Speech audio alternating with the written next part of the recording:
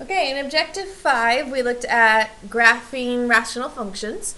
And so as you look at your notes here, you have a couple of definitions. They're attributes of the graph that we're going to find here in a bit. So walking through these, you have vertical asymptotes. Vertical asymptotes, you're going to look in the denominator of your reduced rational function. And so one of the first things we're going to see here is that we are going to factor and reduce because whatever, or when it's reduced, whatever is still in the denominator of that reduced rational function, the zero of that piece, the zero of that factor will be where your vertical asymptote is. Or if everything somehow does get simplified away, then that means we have no vertical asymptote. You do want to make sure you pay attention to the multiplicity of the vertical asymptote. So we have two examples here. By the way, both of these should say f of x in front of them. F of x equals 3 over x minus 1.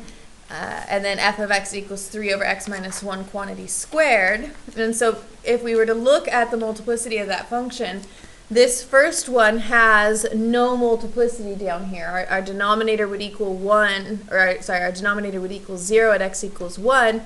And with no multiplicity, what that tells us is that at this vertical asymptote, at 1,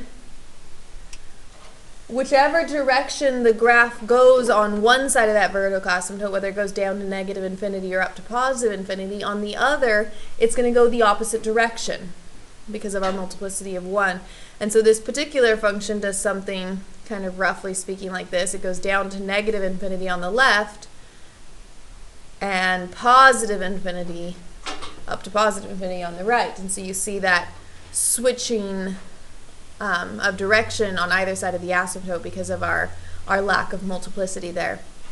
Versus this other one over here, our 3 over the quantity of x minus 1 squared, we still have a vertical asymptote at x equals 1, because that's what would make my denominator equal 0. But because we have a multiplicity here of 2, what that tells me is on either side of the asymptote, I'm going to go the same direction. Either both are going to go up to positive infinity or both are going to go down to negative infinity. This particular one goes up to positive infinity, this particular function. And so again, you want to pay attention to the multiplicity to guide the direction of the branches of the graph.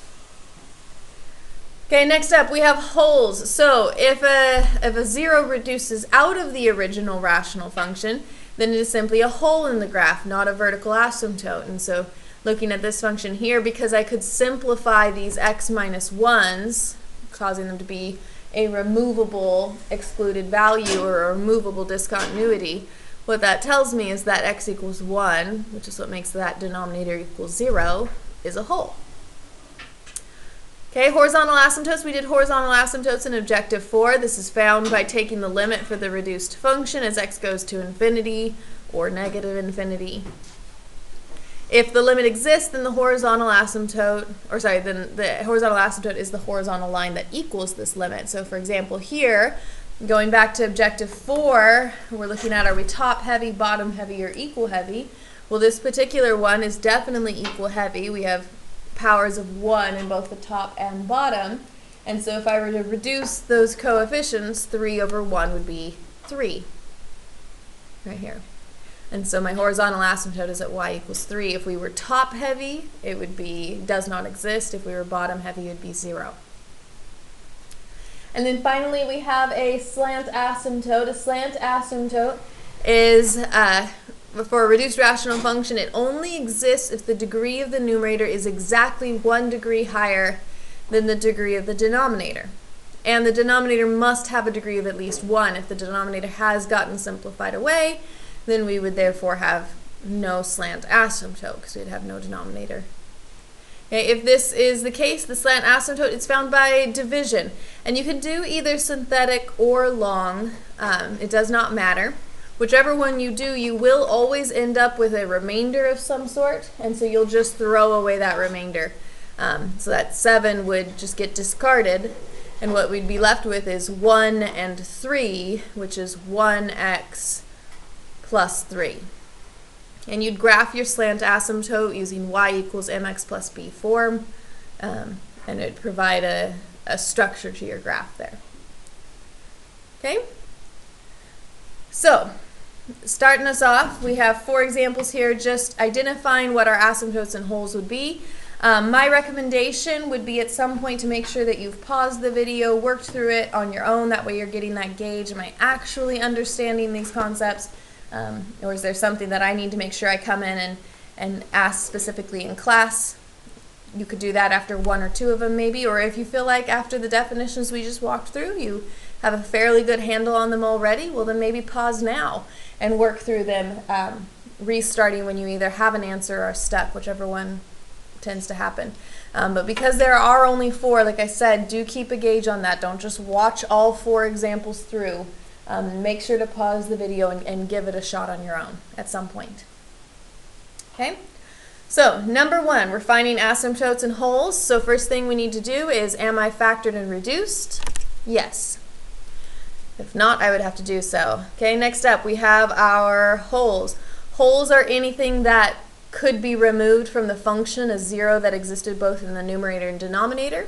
Because we didn't remove anything here, this one has no hole.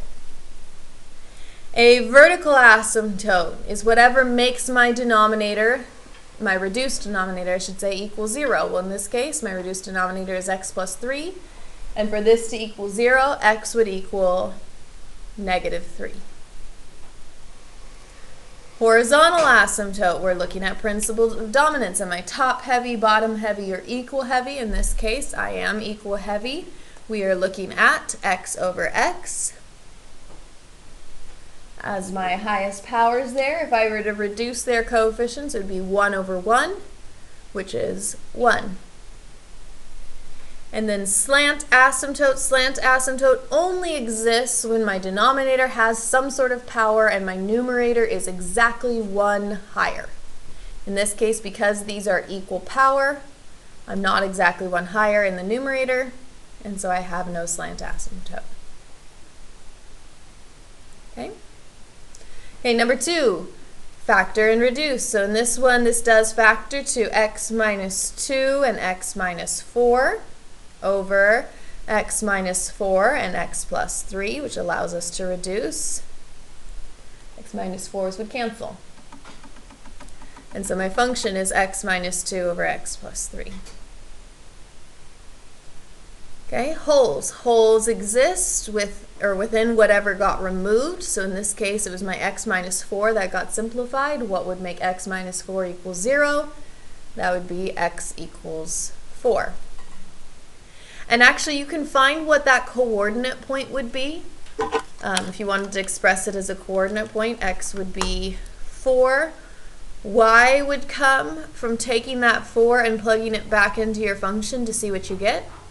If I plugged 4 in here, 4 minus 2 would be 2 over 4 plus 3, which is 7.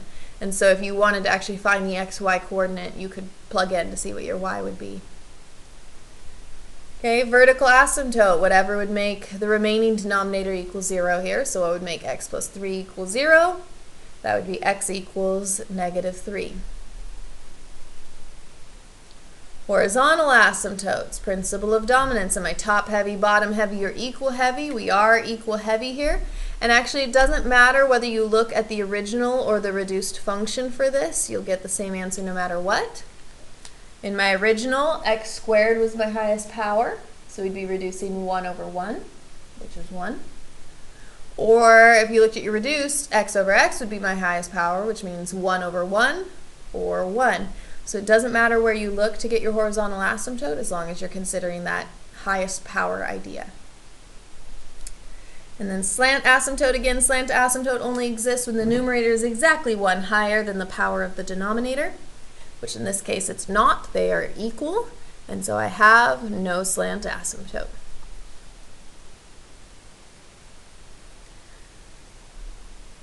Okay, number 3. Again, remember at some point to pause the video and try some of these on your own if you haven't already.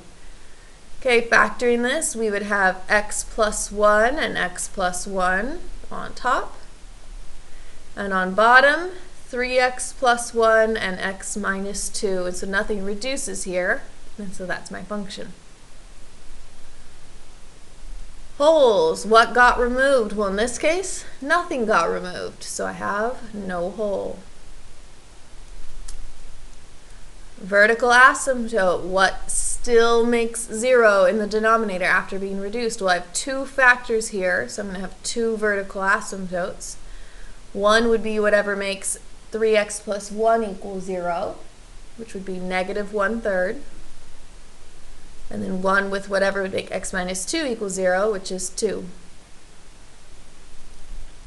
Okay, horizontal asymptote, principle of dominance, top heavy, bottom heavy, equal heavy. In this case, we are equal heavy, so reducing that, we'd have 1/3.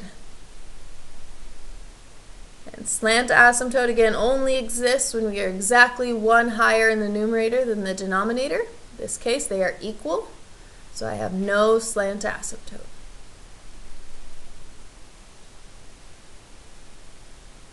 Okay. Last but not least, number 4. So factor and reduce. This would factor to x minus 4, x minus 1 over x minus 2. Okay, nothing reduces here, which means I have no hole. Vertical asymptote, what would still make the denominator equal 0? Well, x minus 2 equals 0 when x equals 2.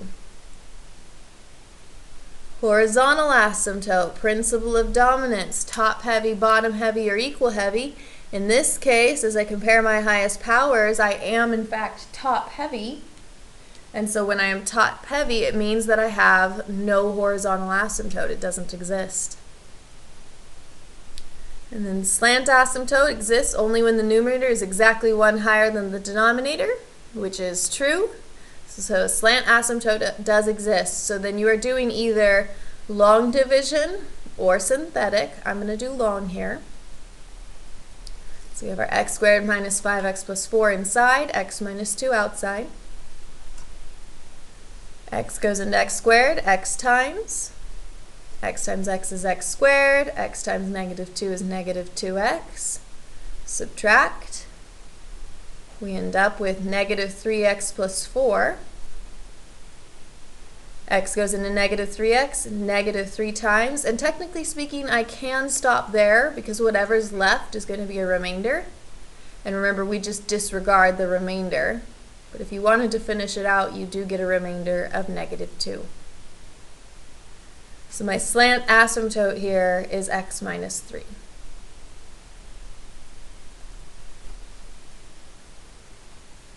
Okay?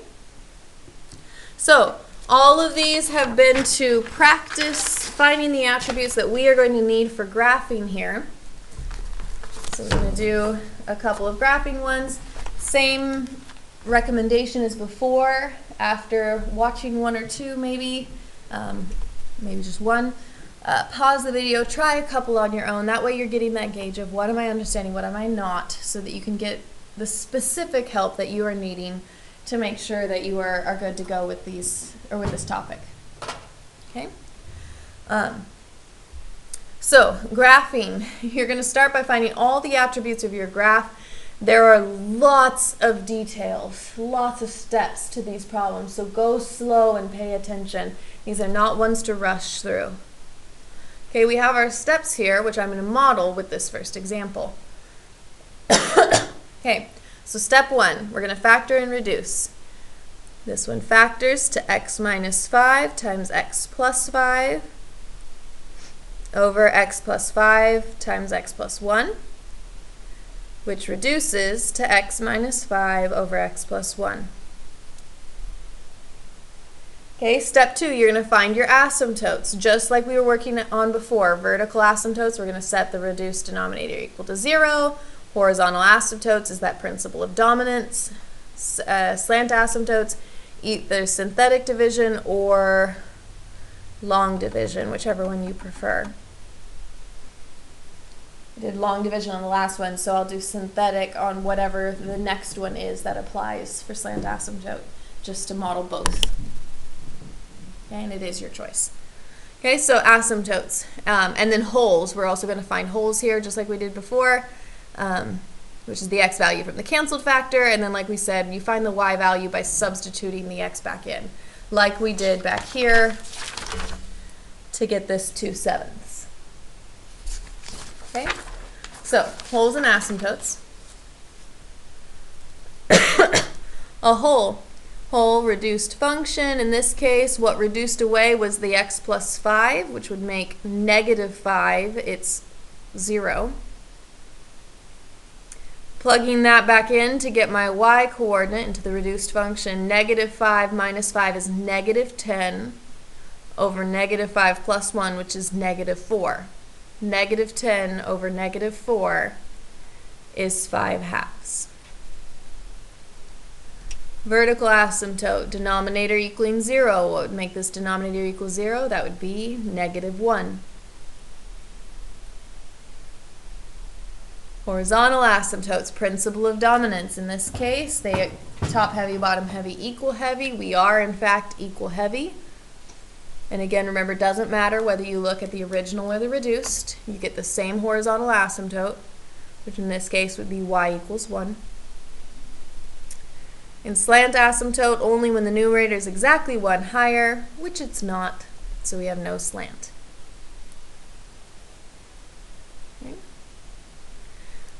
Step 4, we're going to find the x and y-intercept. So this goes back to prior units. X-intercept is when y equals 0. Y-intercept is when x equals 0. Okay, well, setting my function, my y equal to 0 means setting this function equal to 0. For a fraction to equal 0, the only thing that actually has to equal 0 is the numerator. And so the question is, well, what would make x minus 5 equal 0? For x minus 5 to equal 0, x would have to be positive 5. So x-intercept, you look in the numerator. Numerator equals 0. Okay, y-intercept is when x equals 0. So taking this 0 and plugging it in, we have 0 minus 5, which is -5, over 0 plus 1, which is 1. -5 over 1 is -5. This is plug in x equals 0. Okay, and last but not least, we're going to graph all the above items. So everything we just found. And then we're going to plug in extra points as needed to help us determine the shape of all branches. For us, it's going to be plugging in kind of at least 1 point per branch of your function. You could always do more than 1, though, if you are sitting there feeling a little unsure about, the direction that the branches go or something like that. Then plug in additional ones to just kind of add some structure to the shape of your graph. Okay, so whole first, whole at -5, 5/2. So let's go over here to -5, 5/2, which is 2.5. So we have a whole kind of right about there.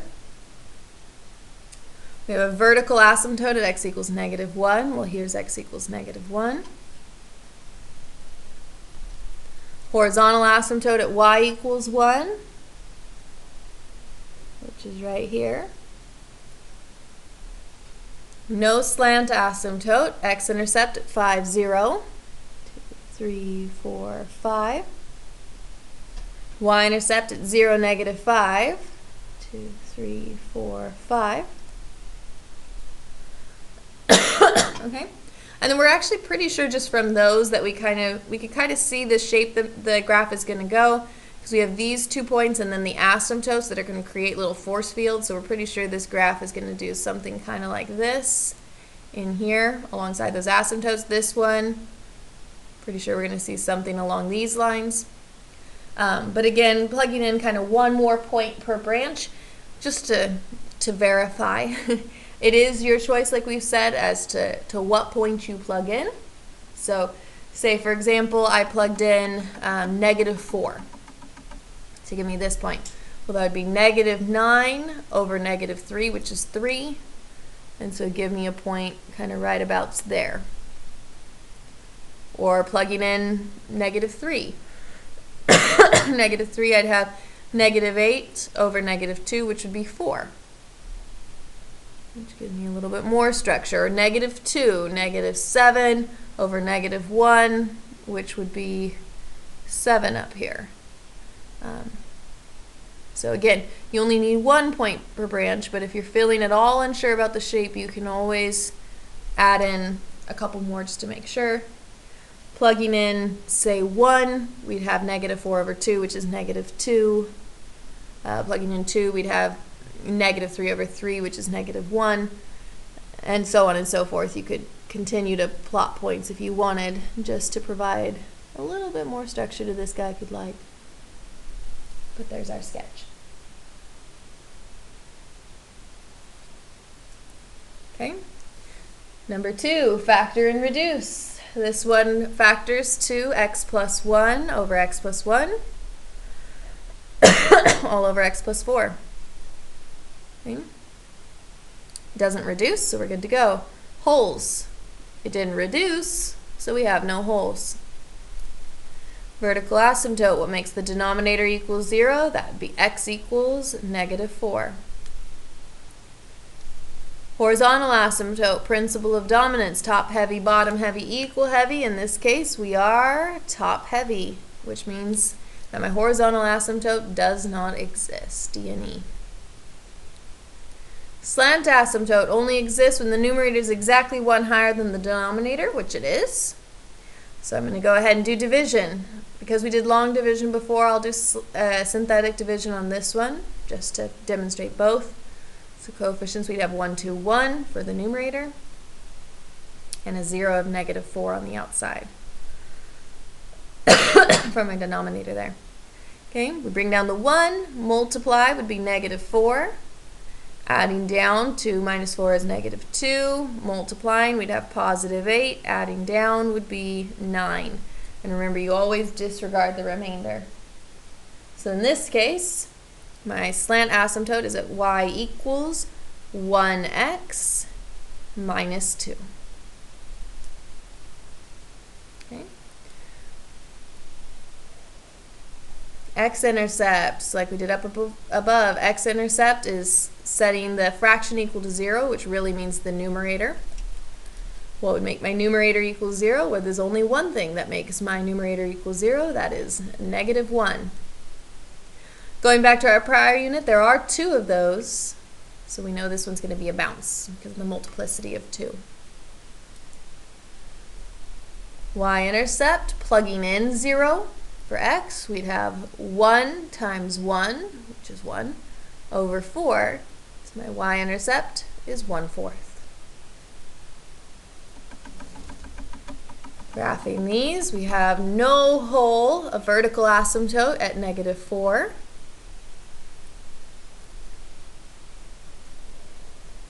So there's my vertical asymptote.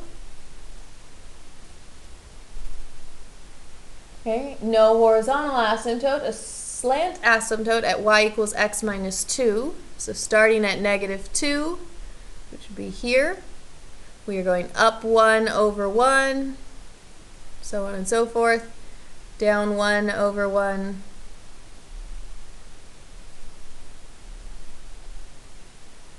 again, so on and so forth, giving me this little slant asymptote here.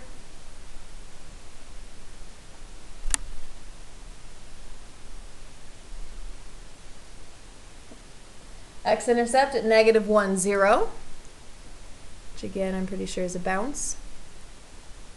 Not pretty sure, I know is a bounce. And a y-intercept at 0, 1/4.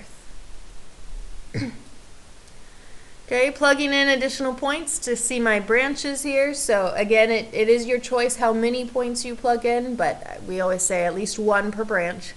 So in this case, if we plugged in 1, we'd have 2 times 2, which is 4 over 5, so that'd be 4/5.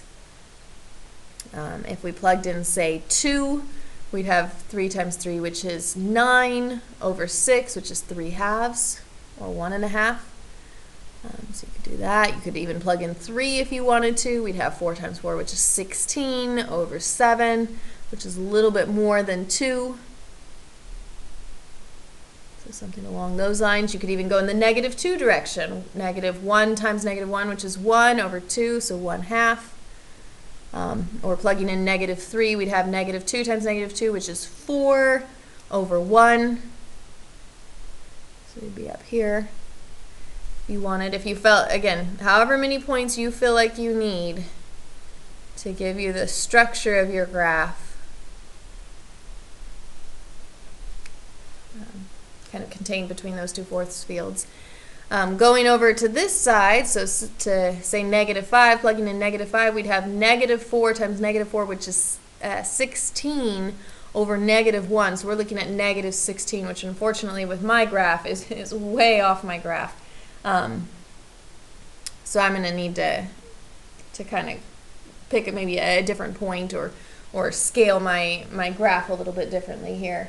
But so maybe I plug in -7.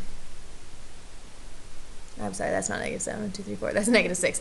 Plugging in -6, although you could also plug in -7, we'd have -5 times -5, which is 25 over -2, which is -12.5. And maybe that's one I feel a little bit more comfortable putting on my graph.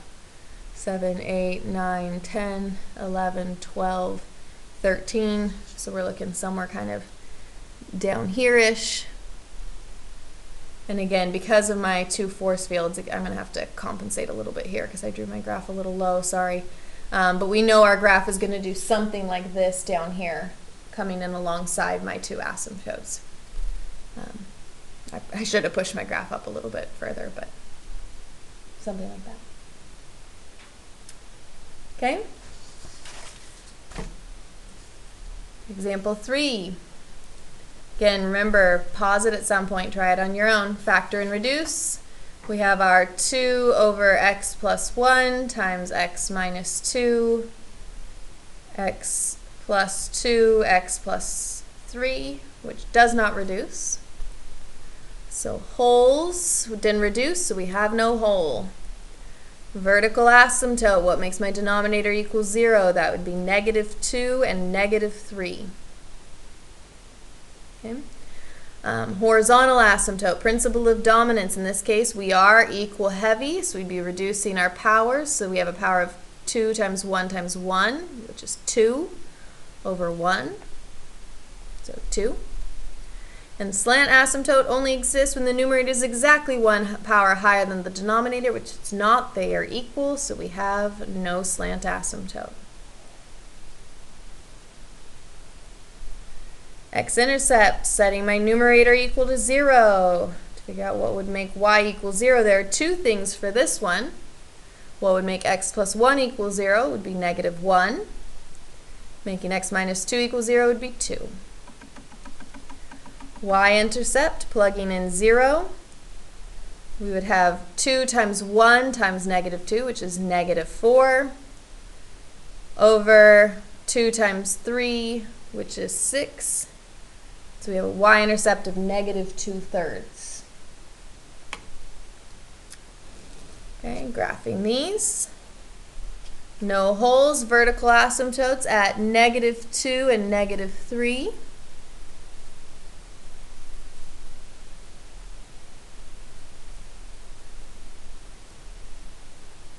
Horizontal asymptote at 2.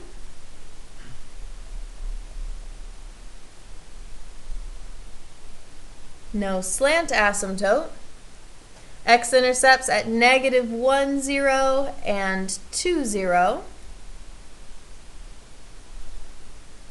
And y-intercept at 0, -2/3. Okay, plugging in additional points to help us out. So say we plugged in 1, we'd have 2 times 2, or 4, times -1, -4. Over 3 times 4, which is 12, so we're looking at about -1/3 here. And so that helps me see that this graph kind of is coming down. It's going to get funneled up alongside this horizontal asymptote and is getting funneled through this vertical. Now, it's a common misconception that because we have a horizontal asymptote, we can't cross it. That's actually not true within the middle of your graph. You can cross the horizontal asymptote within this middle here. We can't out here at infinity and -infinity. It's because of what makes a horizontal asymptote. A horizontal asymptote only exists at infinity and -infinity. And again, if you weren't comfortable with getting this sketch yet, you could continue to plug in points. Plugging in the middle here, now plugging in the middle, if you plug in, say, negative 2.5, if I remember correctly, you get negative 54, which tells you you're like way the heck down here somewhere. I don't know exactly where negative 54 is. I'm not going to count all the way down there. I'm going to say here's negative 54. Or maybe it was negative 57. Honestly, it doesn't matter much because I'm going to come back and explain why or how else you could figure that out besides plugging in negative 2.5. But if you plugged in negative 2.5, like I said, I think you get something like negative 54. If you did go that route, you know that this one goes down on either side, because if we went up, we'd have to get funneled in alongside the vertical asymptotes, which would mean crossing through the x-axis. And we don't have any other x-intercepts. Our only two x-intercepts were these 2 points, which are over here already. There's no way to go up. You would have additional x-intercepts if you went up. And we don't have any others. So we know this one goes down. And again, I'll come back once I do the other side to further explain why we know it goes down and why you don't really fully need to know that it crosses at negative 54 or whatever this number actually is. Okay? On the other side, if we plugged in, say, negative 4, we would have 2 times negative 3, which is negative 6, times negative 6, which would be 36, over negative 2 times negative 1, which is 2. So negative 36 over 2 is 18. And so you'd be counting really far up. If we did negative 5, we'd have 2 times negative 4, which is negative 8, times negative 7, or 56, over negative 3 times negative 2, which is 6. So now we'd be looking at kind of around 9, and maybe you'd prefer to plot that. That's what I'm going to plot. 3, 4, 5, 6, 7, 8, 9. So we're looking at slightly over 9 out there. And we can see that this one would also get funneled alongside both asymptotes. Sorry about that. It's supposed to be a little bit more of a curve, but something along those lines.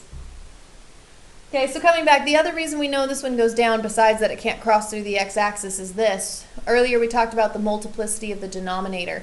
In this case, there's no multiplicity down here, which tells me for both of these vertical asymptotes that I'm going opposite directions on either side of the asymptote.